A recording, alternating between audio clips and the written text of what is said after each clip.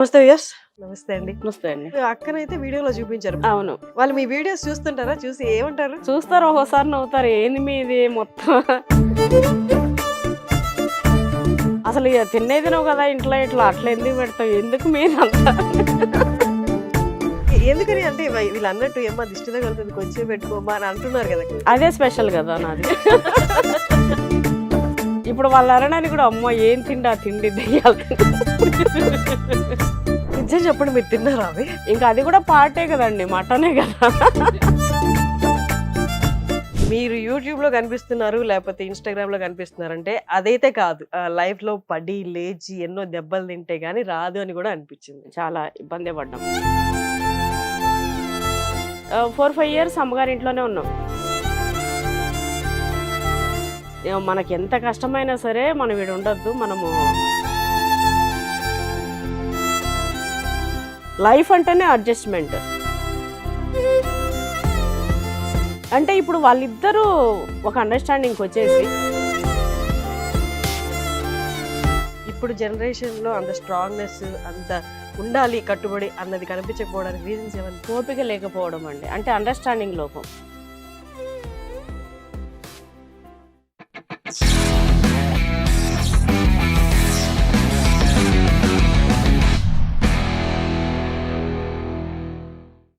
మీ ముందుకి ఇవాళ అంటే ఈ పదాలు వీరికి వాడడం అంటే అన్ని జనరేషన్ జెన్జీ పదాల్లా ఉంటాయి. అందుకే డైరెక్ట్ గెస్ట్ ని ఇంట్రడ్యూస్ చేస్తాను. కృష్ణవేణి నాగినేని గారు, నమస్తే అండి. నమస్తే అండి.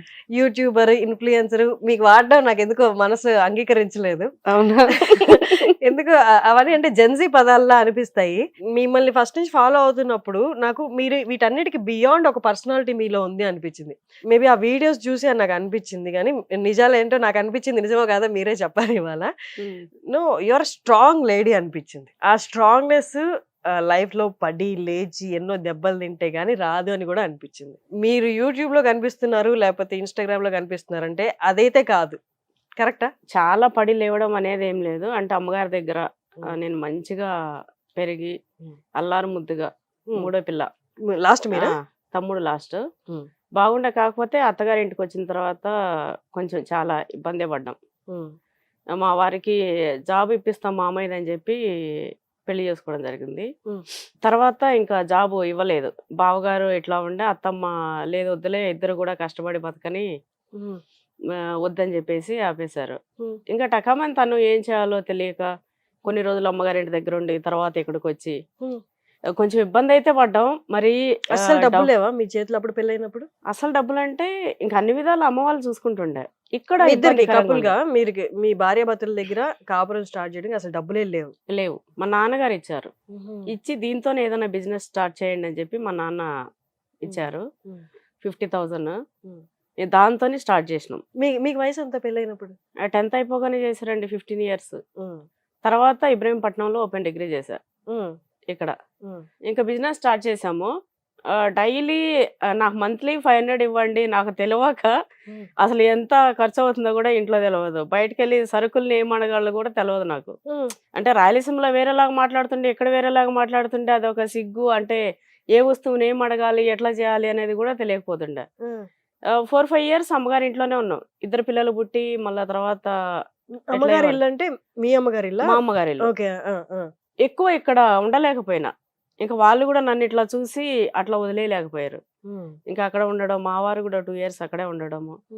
అక్కడ ఇక్కడ ఇట్లా వచ్చి ఇంకెప్పటికైనా అక్కడికంటే మనదంటూ మనము ఇట్లా ఉండాలి కదా, నాకు మంత్లీ 500 ఇవ్వు, నేను చూసుకుంటానని చెప్పిన.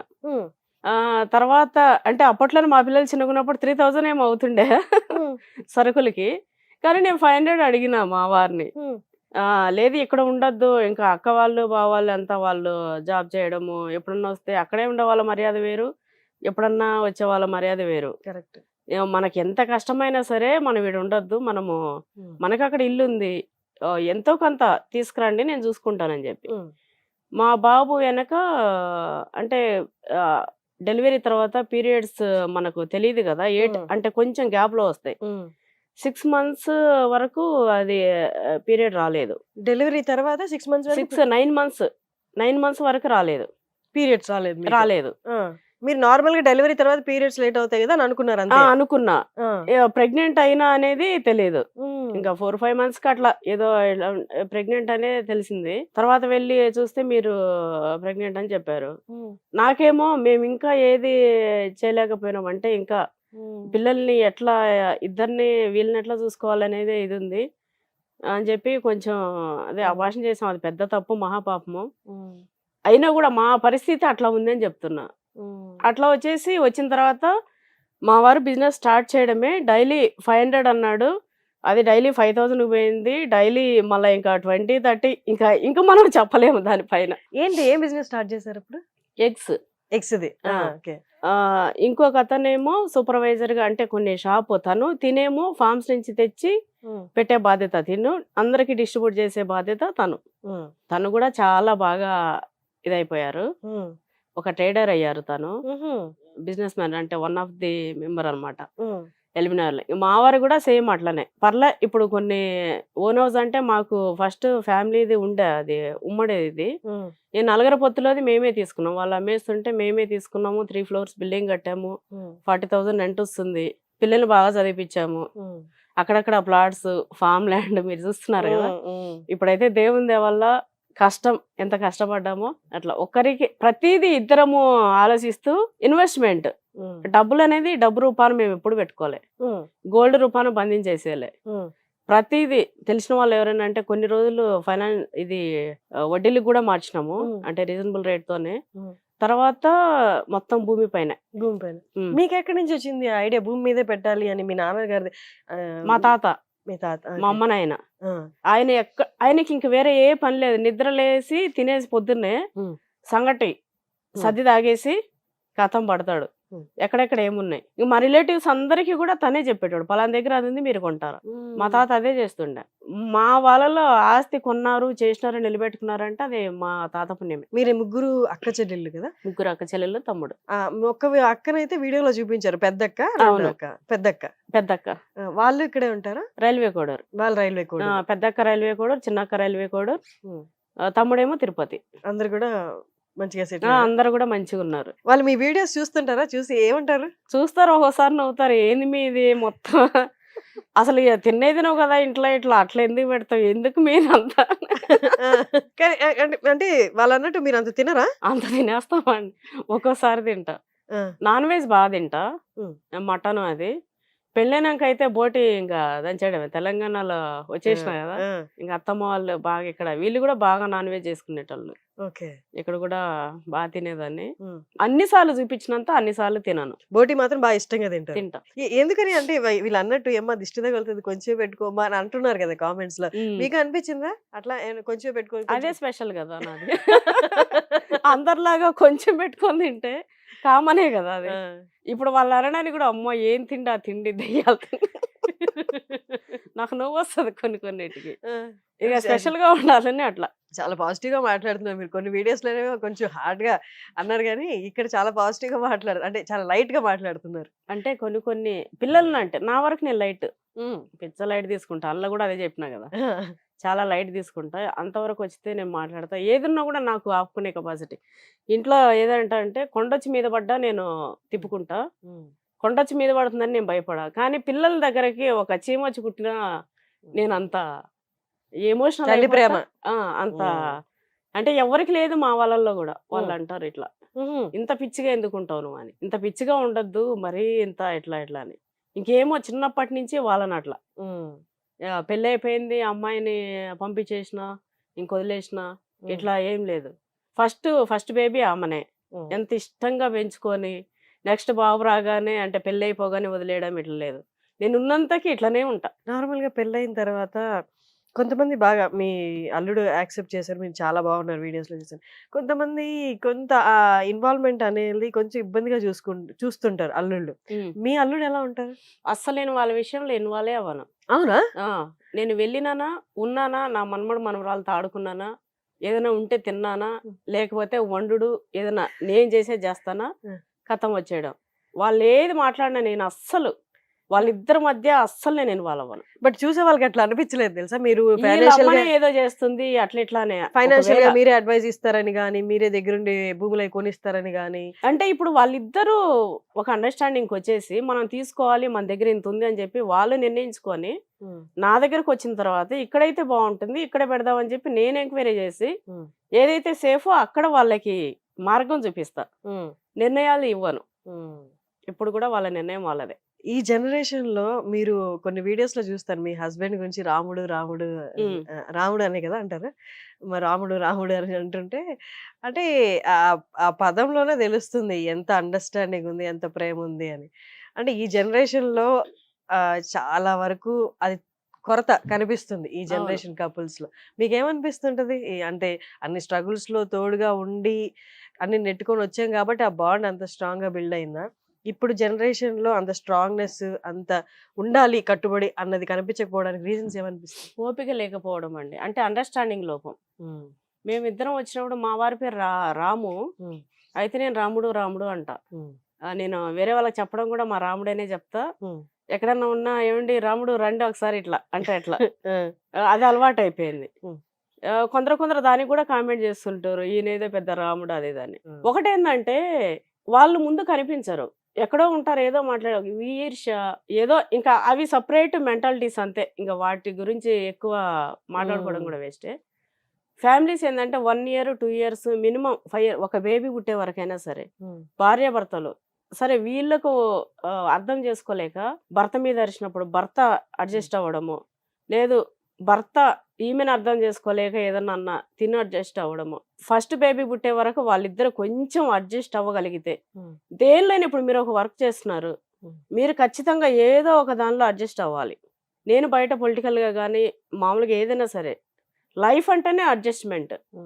మరీ అతిగా అడ్జస్ట్మెంట్ అయిపోయి మరీ వాళ్ళు వచ్చి కొట్టేసి చంపే వరకు అవ్వద్దు. కొంచెం అనేది ప్రతి ఒక్కరికి ఉండాలి. ముందుకెళ్ళాలి అంటే మనం ఒక ఫీల్డ్లో కానీ ఫ్యామిలీలో కానీ కొంచెం అది పిల్లలు అర్థం చేసుకుంటూ ఇంతవరకు ఓకే మనం అర్థం చేసుకొని వెళ్ళాలి. మరీ పీక్స్ లేకపోయింది ఇది వేస్ట్ అనేటట్లయితే అది వేరే నిర్ణయం. కొంచెం అదైతే అవగాహన లేదు ఇప్పుడు పిల్లలకి. ఎక్కువ చదివేసేయడం, ఎక్కువ జాబ్ చేయడము, నీతో పాటు నేను ఈక్వల్ కదా అనుకోవడము. భార్య అన్నాక కొంచెం హార్ట్లో ఇప్పుడు సరే ఒక పర్సనాలిటీలో పెద్దవాళ్ళు చెప్తారు భర్తలో సైడ్ బోన్ భార్య అనేది అని. అవును, పక్కటెముక అంటారు. సేమ్ అట్లనే భర్త అనేటోడు భార్య ఎట్లా ఉన్నా కూడా శరీరానికి ఒక షర్ట్ లాగా, భార్య ఏదన్నా ఇట్లా ఉన్నా కూడా షర్ట్ వేసేసి కప్పేసి ఆమెను దాచాలి.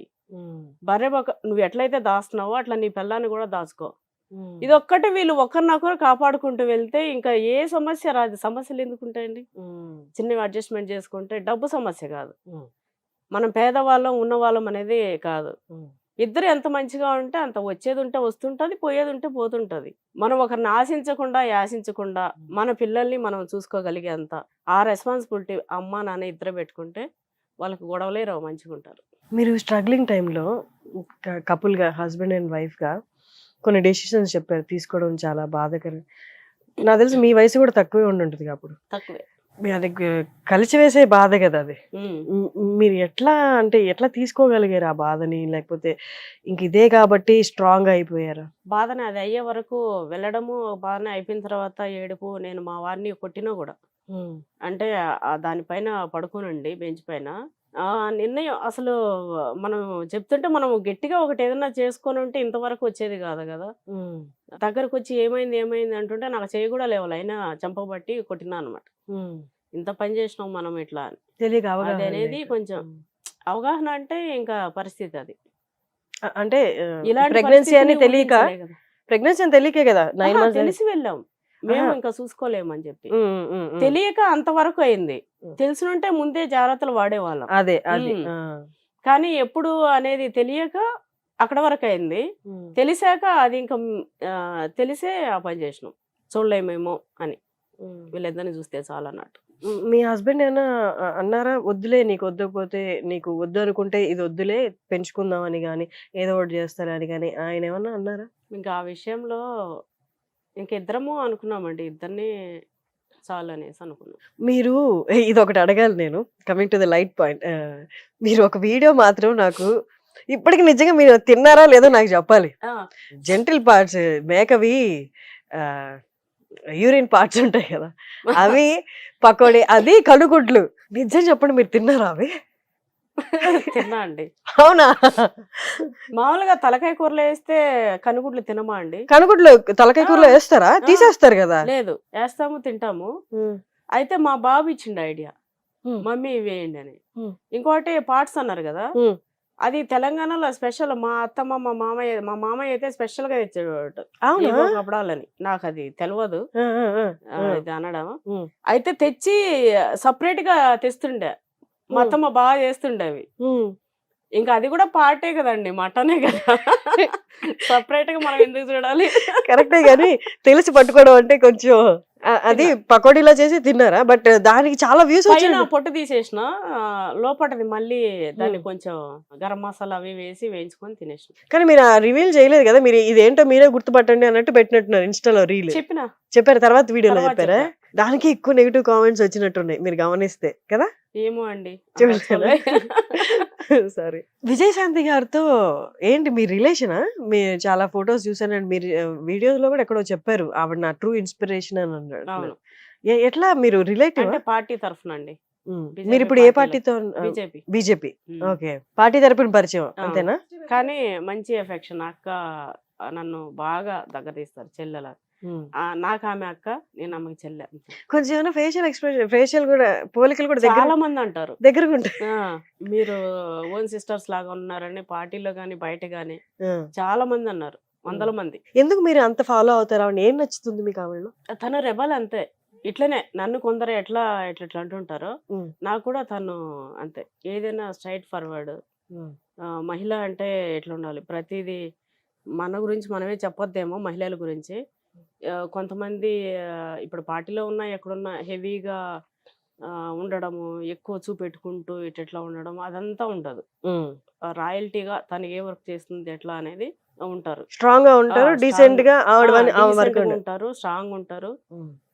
మనం కాస్ట్లీ బట్టలు వేయాలి, ఇట్లా ఉండాలి, ఇట్లా ఉండదు. మనం నలుగుట్లోకి వెళ్ళినప్పుడు పేదవాళ్ళు కూడా వచ్చి హక్ చేసుకునేలాగా మెయింటైన్ చేస్తారు. సినిమాలో అది రియలే అట్లా, తను క్యారెక్టరే అట్లా.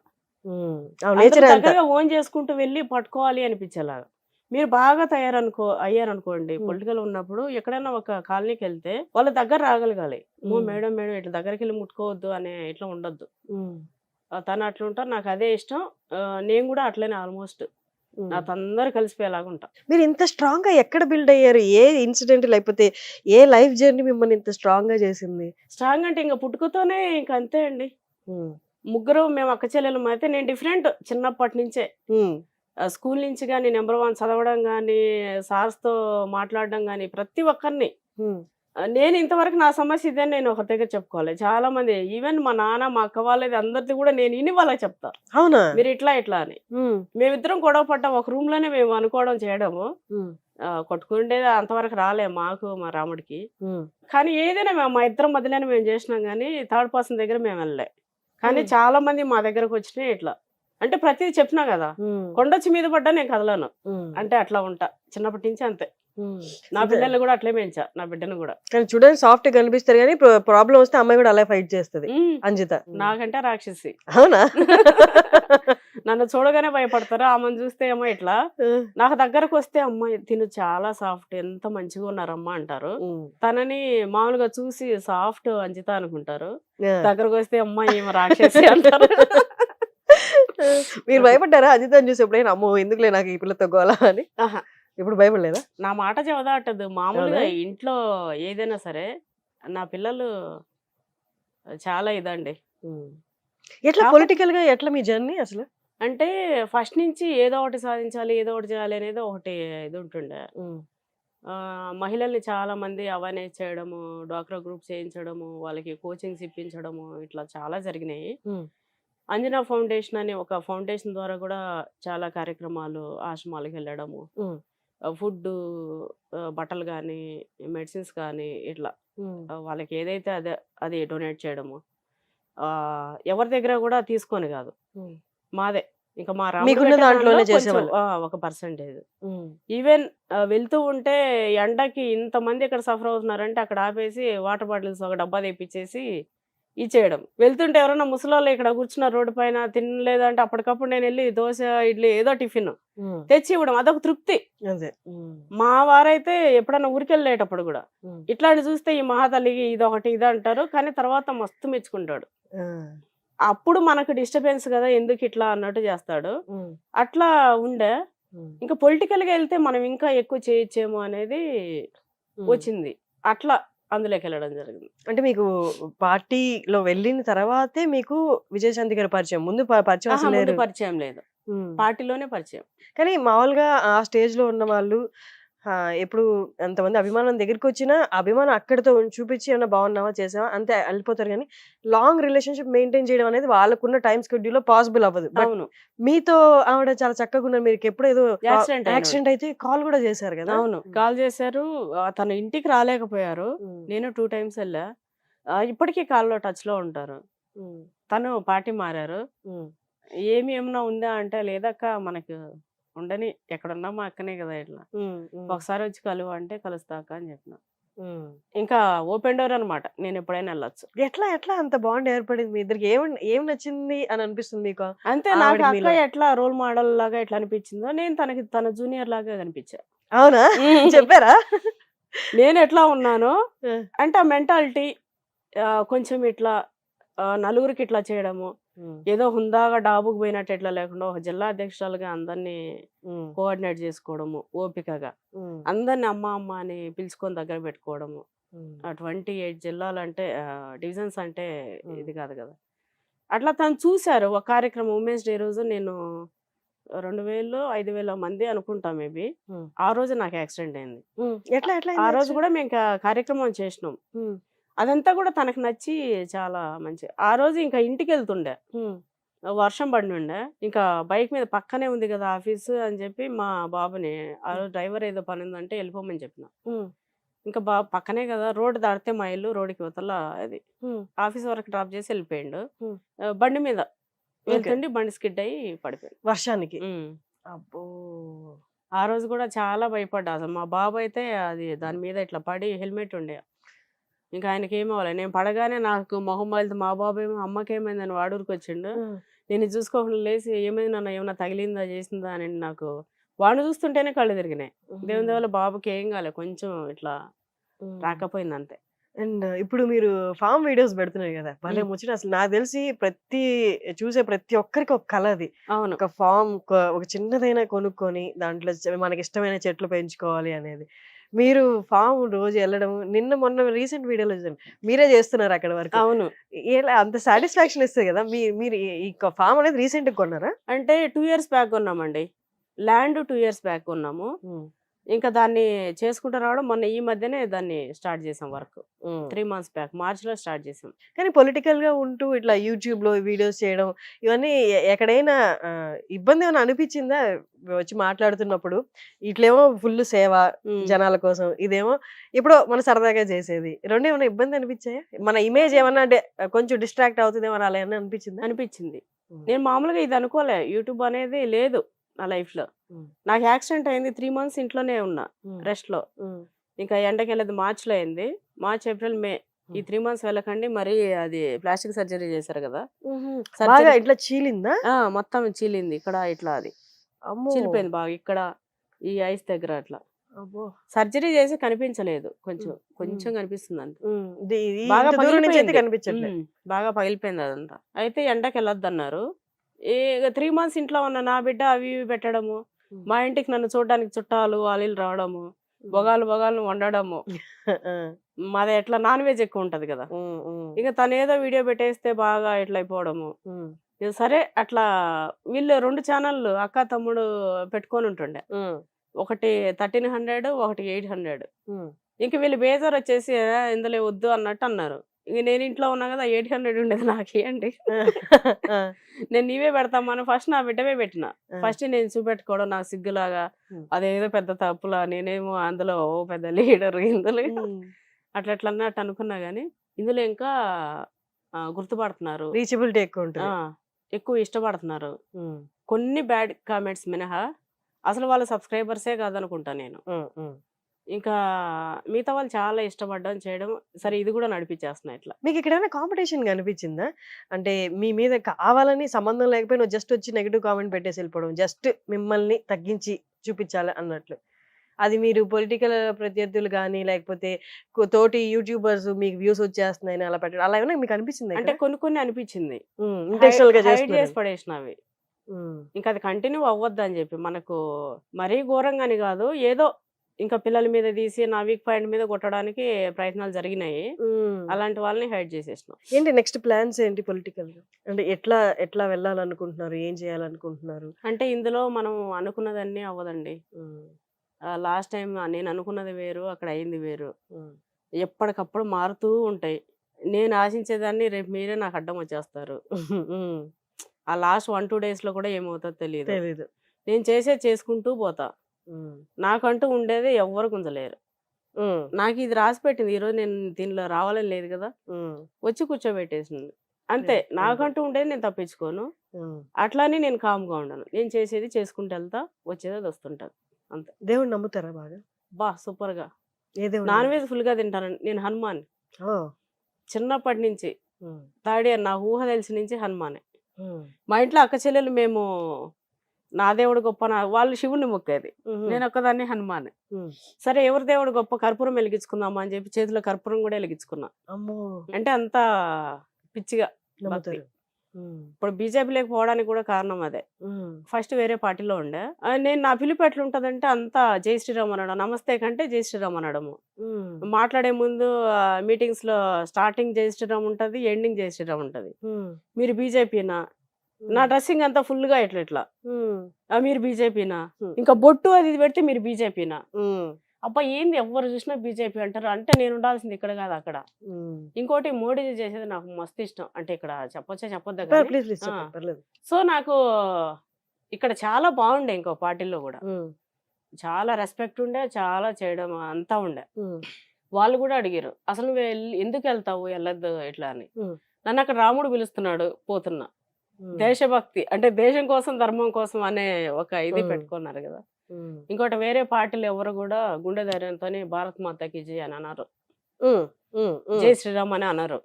ఇంక వాళ్ళు ఓటింగ్ అనుకోండి, ఏమన్నా అనుకోండి, సరే ఏదైనా ఉండని. కానీ మనం ఒకరిని తక్కువ చేయొద్దు. అట్లా అని మనం గూడా తగ్గి ఉండొద్దు. ఉండొద్దనేది ఆ! ఆ! నా ఇది. తక్కువగా మనల్ని చూపించుకోవద్దు. చూపెట్టుకోవద్దు. హ్మ్. సో, నాకది బాగా నచ్చింది. హ్మ్. అందులోకెళ్ళిపోయినా. ఇంకంతే కంటిన్యూ అందులోనే. నా సేవ ఎంతవరకు చేయగలుగుతానో అంత చేస్తా. నాకేదైనా వస్తే అట్లా తీసుకోవడం, లేదంటే కామ్‌గా హ్మ్. నాకు శక్తి ఉన్నంతకి చేసేసి ఉండడం. మీరు చిన్నప్పటి నుంచి హనుమంతుడి భక్తురాలు కాబట్టి, హ్మ్. మీకు మీ హస్బెండ్ పేరు రాముడు అని రావడంలో మీరేమన్నా యాదృచ్ఛికంగా ఫీల్ ఆయన అయ్యారా? గూడా హనుమాన్ భక్తుడే. రాముడని రావడం, పేరు గూడా రాముడని ఆ! రావడం మీరేమన్నా అంటే భలే అంటే కొంత అమ్యూజ్‌మెంట్ ఫీల్ అవుతారు. యాదృచ్ఛికంగా ఫీల్ అవుతారుగా. నేను ఆల్రెడీ హనుమంతుడి భక్తురాలిని. అవును. హస్బెండ్ గూడా రాముడని రావడం, ఇదే కరెక్ట్ మ్యాచ్, ఇదే జీవితం అని అనుకున్నారా? పెళ్లి గాకముందు ఎక్కువ శ్రీ ఆంజనేయం, ఆంజనేయ, ఆంజనేయ అనేది ఊత పదం ఉంటుండే. హ్మ్. పెళ్లయినాక జై శ్రీరామ్ అనేది అలవాటు చేసుకున్నా. హ్మ్. ఇట్లా నా రాముడు కలిసొస్తాడు, ఆ రాముడు కలిసొస్తాడు. ఇంకోటి హనుమాన్‌కి హనుమాన్ అనే కంటే రామ అంటేనే ఈయనకు గూడా ఇష్టం. ఈయనకి గూడా ఇష్టం. అవును. సో, ఇవన్నీ పెట్టుకొని అప్పటినుంచి నా ఊత పదం అది పెట్టుకున్నా. ఆ! పుణ్యం పురుషార్థం 2. 2 అన్నట్లు. నైస్. నైస్ అండి. Nice talking to you. Okay. మీకు గూడా మీ పొలిటికల్‌గా గాని, మీరు ఏ దారిలో ఎళ్తున్నారో ఆ దారిలో మంచి జరగాలని నేను గూడా ఎందుకంటే మీ నేచర్‌ని బట్టి నేను జెప్తున్నాను. మీరు అందరికి మంచి జేయాలనే చూస్తున్నట్టు నాకనిపిస్తుంది. సో, నాకు తెలిసినంత దాంట్లో. సో, మీరు మంచి జేస్తున్నారు గాబట్టి మీ జర్నీ గూడా సాఫీగా సాగాలని మనస్ఫూర్తిగా కోరుకుంటున్నాను. థాంక్ యూ అండి. Thank you so much. Thank you అండి.